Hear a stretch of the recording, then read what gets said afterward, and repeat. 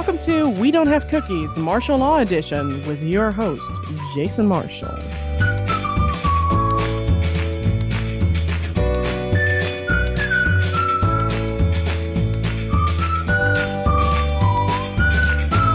Hey guys, thanks for downloading the show. As you just heard, this is a special martial law edition of the podcast. For those who don't know, martial law is basically the people's court or the Judge Judy version of the show, where if somebody has a problem with somebody else, they come on the show and I decide who is right and who is wrong. Not only who is right and who is wrong, but what the punishment should be for the loser. If you have a case you would like to bring to the court, you can do so by emailing Jason at wedon'thavecookies.com and I'll check it out. I got a good one for you today, so let's get to it. All rise. The Honorable Jason Marshall presiding. Thank you, Bailiff Maya. The defendant today is ChooChooStu, who recently made a horribly insensitive and divisive video where he played guitar and sang "We Don't Give a Damn" for the whole state of Michigan, all while disrespectfully wearing a Detroit shirt, which you can see by going to facebook.com/wedon'thavecookies. The plaintiff is a resident of Michigan. He has a professional MMA record of 101 wins, 19 losses, and 7 draws.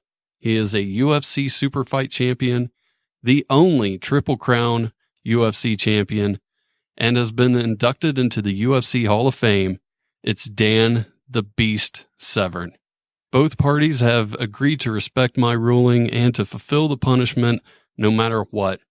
Stu, you're being charged with insulting the absolutely wonderful residents of Michigan, of whom I have nothing but the utmost respect for. How do you plead? I plead not guilty, Your Honor. Okay. Dan, the floor is yours for the opening statement. Dude, you plead not guilty. Come on now. You sing this silly song on top of this. You're guilty as charged, my friend. All the evidence is there. Yeah, we have a video of you singing the song, Stu. I think singing the song is a bit of an exaggeration there. Well, yeah, I agree on that. That was not singing whatsoever. But that's a different crime in itself. Let's just stick to the fact that you just what you did, the image that you portrayed to the great state of Michigan. Yeah, you came all the way over here from London, England, and then you insult the good people of Michigan. I think it's just despicable, Stu. There's video evidence. How can you say you're not guilty? I can say I'm not guilty because I was coerced into doing it. I don't understand how that could be possible, Stu. I didn't do it under my own free will. I had a proverbial gun to my head when I was doing it. Stu, I know I'm supposed to be impartial here, but as the judge, I need you to take responsibility. You need to be a man and take responsibility for your actions, Stu. This is what you did was horrible. I can't stand behind that. How can you say that, Jason? How can you say that? Listen, this is not Mama Kate I'm dealing with now. You haven't dragged me here to defend myself against Mama Kate, who I've been twice. I think there's only been 2 martial laws. Both of them have been me so far. And now you've dragged me into a third one. You're a 3-time offender, Stu. Yeah, that's that. What does that say about your character here right now, Stu? It's just 3 times. And twice, I think, well, I was guilty on 50% of the time I've been not guilty. And you've dragged me into this court with this big guy here, this big bruiser, as we'd call him. I don't see how I'm standing much of a chance here with this guy. Well, Stu, it has nothing about the physical size here right now there, Stu. What it has to do with is what you sang, what came out of your mouth. And that's what is on trial here. I can say that I have actually been to Michigan, so I am entitled to voice an opinion, even though that opinion wasn't necessarily mine. Well, it was a horrible opinion, Stu, and it was very insensitive. Yes, the state motto for this great state of Michigan, it's known as the Water Winter Wonderland. Well, yep. I mean, the bridge was nice. It was lovely going across to Canada, I must admit. Yes, it's the Mackinac Bridge that bridges the Upper Peninsula with the Lower Peninsula. Once you go past the Upper Peninsula, yes, then you go into Canada. I'll give you a little bit of a geography lesson here. A little bit more trivia here for you, that the state of Michigan, when you include the Upper and Lower Peninsula, actually has more coastline than any other state in the United States. I'm sure it's a lovely place. Well, the sad part, though, is it does not give you enough warm weather for the cold weather, in my humble opinion. And although I did sing that, I heard the beer is good. Well, no, again, you're confusing Michigan with Canada. Oh, right. See, Michigan and U.S. beer is at a much lower content. A lot of people that live here in the state of Michigan, they like to go over and party to Canada because based on percentage alone, the beer has a whole lot more higher alcohol content. and also the drinking age used to be younger as well. Yeah, that's a crime that they've upped the age. Well, Stu, do you have any closing arguments that you would like to present that would try to explain your actions? Well, as I say, I was dragged into this. I was summoned. Stu, don't this. You I can't. was summoned, this isn't Jason. about blaming somebody else. This is about prosecuting you. I think the person that should be in the dock here is actually Jason Marshall, and not me. I'm just the innocent bystander in all of this. I was just Jason's puppet. Stu, it's still up to you to make wise decisions. I mean, a lot of people can't blame other people for your own mistakes. We make our own choices in life, Stu. Exactly. We do, but Jason, I think if I go down, I think you should be going down with me. As the judge, I want to let you know that all of that, where you threw me under the bus, which I can't believe you would do, will be edited out of the podcast. And I'm sorry, but we're out of time for your side of closing arguments. And Dan, you have the floor for as long as you want. Well, I don't know. I'm going to basically be repeating myself. The fact that the sing this heinous song, using the word even sing, is a travesty in itself. Combination of stepping on a cat's tail and a few other things probably would have sounded that much more lovelier. But the crime is the fact that all these vocals came out of Stu's mouth, and I can't see it any other way but as guilty as charged. I'm going to leave and go to my chambers to consider what I've heard, and I will return with my ruling. No, somewhere in my Detroit t-shirt while playing this. Here we go, ladies and gentlemen. My guitar might be out of tune because I haven't played it for a long, long time. Don't give a damn about the whole state of Michigan. The whole state of Michigan. The whole state of Michigan. Don't give a damn about the whole state of Michigan, because we're from Ohio. We're from Ohio. O-H. We're from Ohio. Hi-ho. Don't give a damn about the whole state of Michigan, because we're from Ohio. We're from Ohio. We're from Ohio. Don't give a damn about the whole state of Michigan, because we're from Ohio. All rise. Thank you, Bailiff Maya. I would like to remind both parties that prior to coming on the show, they have agreed to uphold my ruling, and I rule in favor of Dan Severn. Stu? Oh, no. Stu? I'm sorry. This is totally wrong. I've never been in this sort of situation before, and I've just been set up, hung, drawn, and quartered by no. I thought was a friend of mine. No, let me interrupt you here. No, Jason.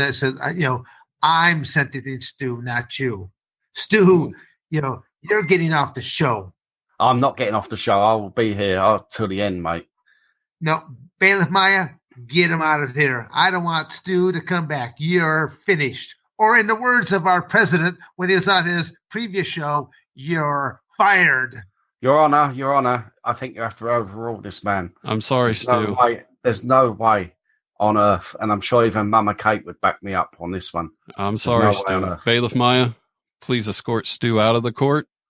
I protest. Is there any way of protesting? And You'll have to file an appeal. I'm sorry, Stu. an appeal's going in, I can assure you. Court is adjourned. She said she was done. She said she was done with me. But the end was something I couldn't comprehend. Oh, see, sometimes you've got to take the bull by the horns and the monkey by its tail. The giraffe by its neck, and I don't know what you'd grab on a whale. But I do know this: she'll be back to me someday, 'cause I stole her insulin. My God, yeah, I stole her insulin. My Lord, well, she'll be sorry. She said it was over when she's deep inside her diabetic coma. Now she needs me in a way that science can't understand. Please take my hand, and I'll give you all the insulin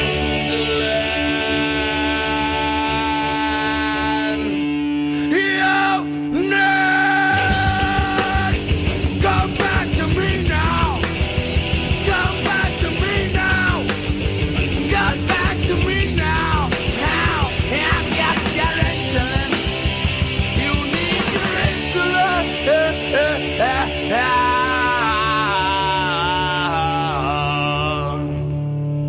I've got your insulin.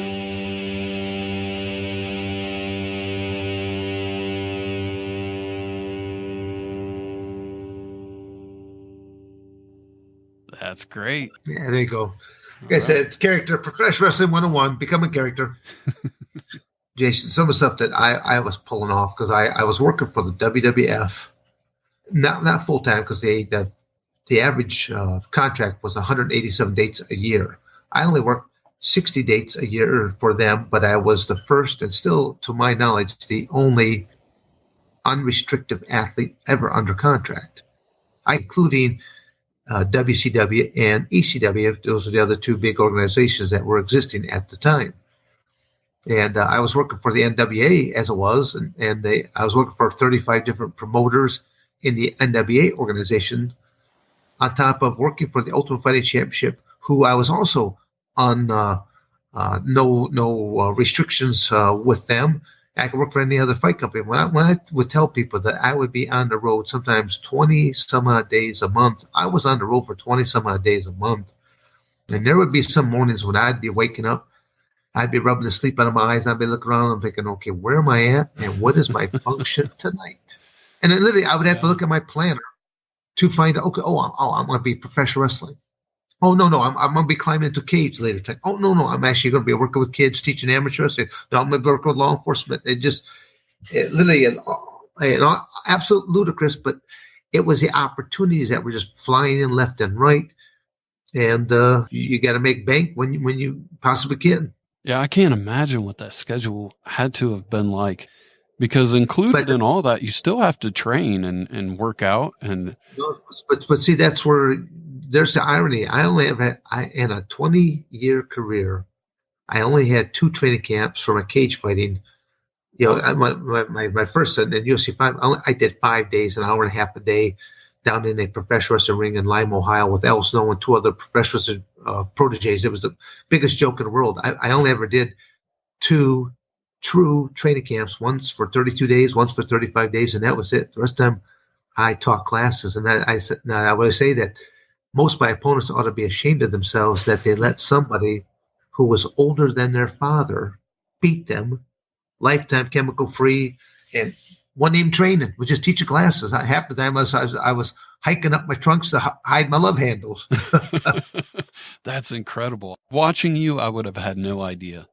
But see, no one knew that. To me, it's like the only reason more and more people are. I think this new generation of people are learning more about me and what I actually accomplished. There will, Jason, and there's no doubt in my mind, one day there will be a movie about what I've done. I just hope that I'm around at the time that it happens. That I can actually put in my 2 cents worth for what I did at the ages. Who starts a cage fighting career just before turning 37 years of age? Because the UFC never had my age correct in the first place. I just kept, every time they asked me, they screwed up the first couple of times. I just started giving them just different numbers just to have fun with them. That's hilarious. Oh, it is. Well, the first time I met Big John, it's in the cage. John's very professional. He's a former LAPD. He comes up to you and he's very he has his routine down. He comes up to you. He speaks to you as the athlete, and then as he gets to the end of what he's saying to you, he always asks, "Are there any questions?" And then he turns from you to your corner person. So, the first time I'm going through this, he gets to that point. And he goes, "Are there any questions?" Well, nothing comes to my mind. So, but as he's turning away, goofy thought comes to my mind, and I said out loud, I go, "Where did all that money go that my parents paid for piano lessons?" And he said he heard it, but when he looked back at me, he thought, well, it couldn't come from me because I had my game face on. And then the second time, I'm prepared for a shtick. The second time, he comes in, he's doing the exact same thing, repeatability. And as soon as he gets, "Are there any questions?" I look at him right in the face and go, I wouldn't be doing this if you just simply give me the winning lotto ticket numbers. And he is like dumbfounded. His wife, Elaine, was the travel consultant for the UFC at that time. He's telling her that I'm crazy and stuff like this. I get to know the family, and I'm very well before I go out to dinner with them a few different times, stuff like this. When John, when I do all these interviews, he's like, "Well, man, Dan, you've been in all these fights." I go, "No," I go, "John, I've never been in a single fight in my life." I said, "But I have been a competitor my entire life." There's a different mindset. I'm going to shake your hand before. I'm going to shake your hand after. No hard feelings for what's going to go down. I would have never pursued boxing or kickboxing because I don't possess those skills. Oh, you allow me to grapple and wrestle, use my wrestling skills? Oh, game on. And I simply know that I watch the way people train. My gift is physical mechanics, and that's why I do all the different things that I do. And I'll probably do, well, one of my goals here, because it's the reality is I'm heading towards 60 years of age. I don't look like the 60-year-old guy, and I don't act like one. I could still put some unique things together. For example, I wanted to put together what I was going to call the turd tour. There's well, you got to use, again, you're marketing to D-Generation X. So you have to kind of slap their face around there a little bit to get them with that little shock and awe. I don't drop. I'm not a swearer, but if I call a person a turd, my guys know that I really don't like that person if I refer to them as a turd. But then put on this turd tour was, there are so many bad professional level organizations across the United States that I wanted to do 52 matches in 1 year, one a weekend. And I was going to wear shirts, turd 1, turd 2, all the way to 100, and literally just make a mockery of the quality. I would only, what training would I be doing? I'd be still just teaching classes at my training facility, and just watch a couple videos on them just to find out, well, am I going against more of a grappler or more of a striker, and just do 52 matches in 1 year, and then call it quits. I could even still do that now, and I'll pass all the physical requirements, because when I was supposed to do that last match with Shamrock, basically last year, I had to go through additional because of my sheer age. I had to have additional things done, EKG in the heart and stuff like this, and then a brain scan there or CAT scan, and just make sure there's no dark spots on the brain and things of nature. But the most interesting aspect to me of all the medical things passed with flying colors.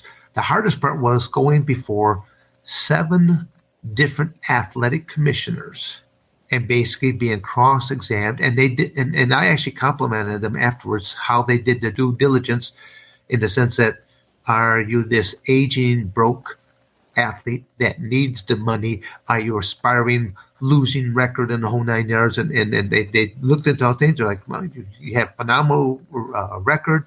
You've won almost most of your matches and stuff like this. They all boil down to why. I go, why? I said, I really have no reason to climb into a cage with anyone else. I don't want to climb in a cage with any of these young bucks because, my skill set has diminished. I mean, if I'd be a fool to say it hasn't.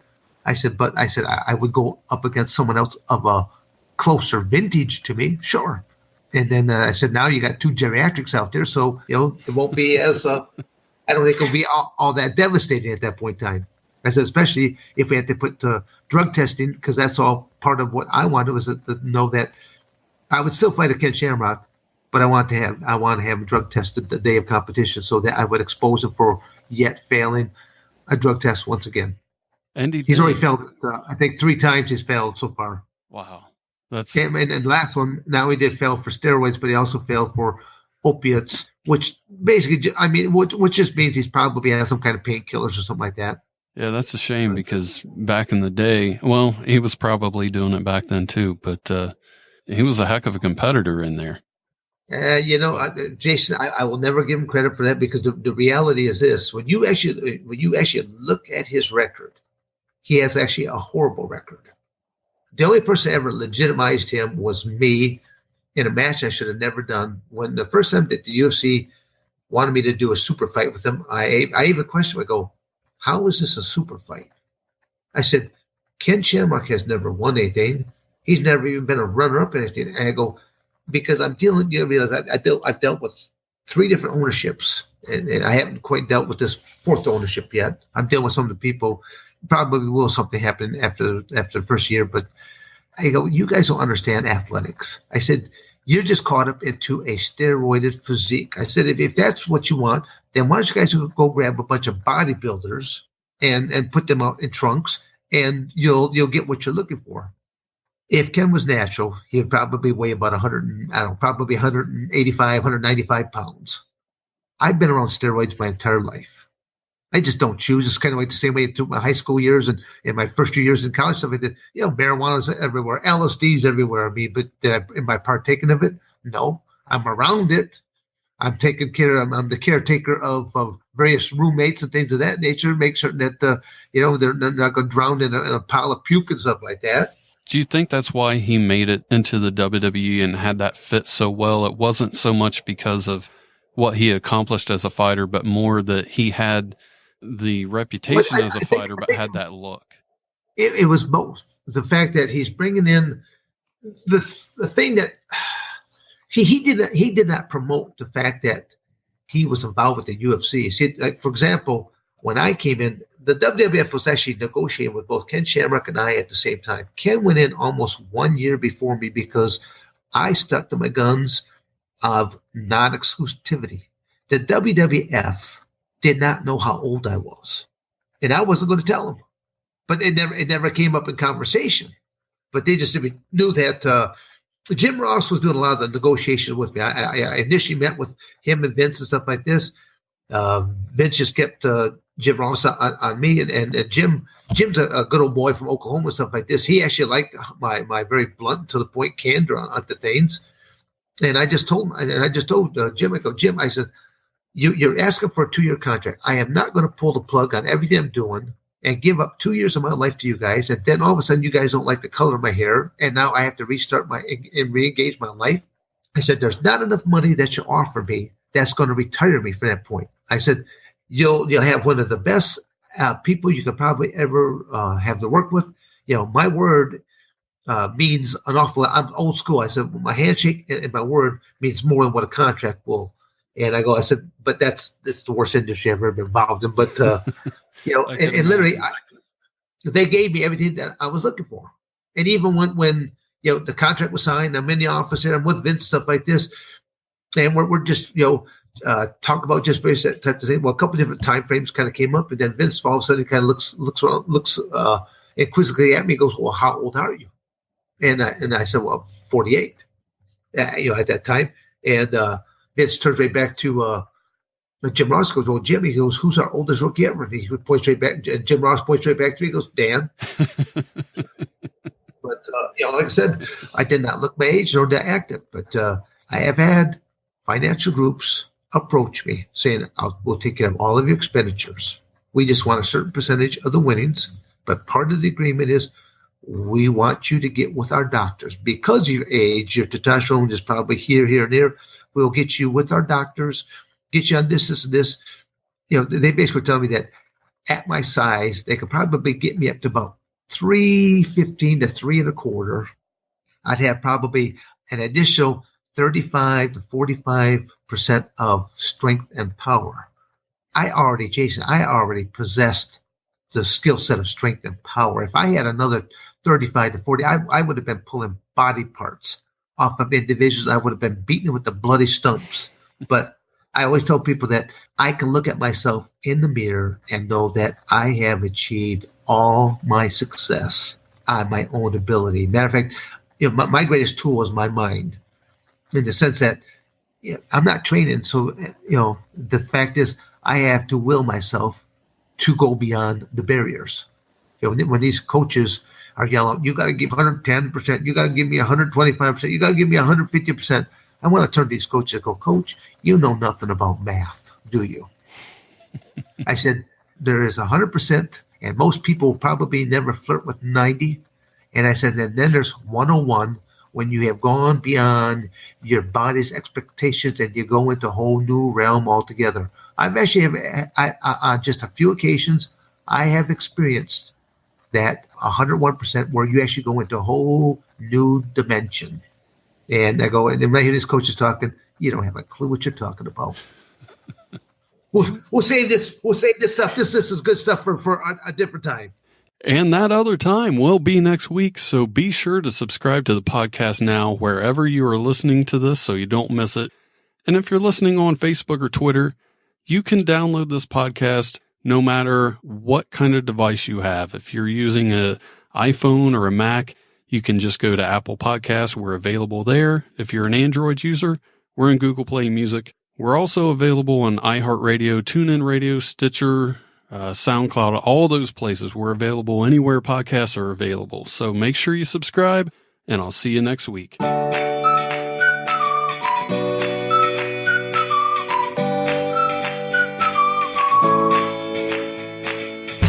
Thanks for listening. Tell your friends about the show and leave a review. See you next time.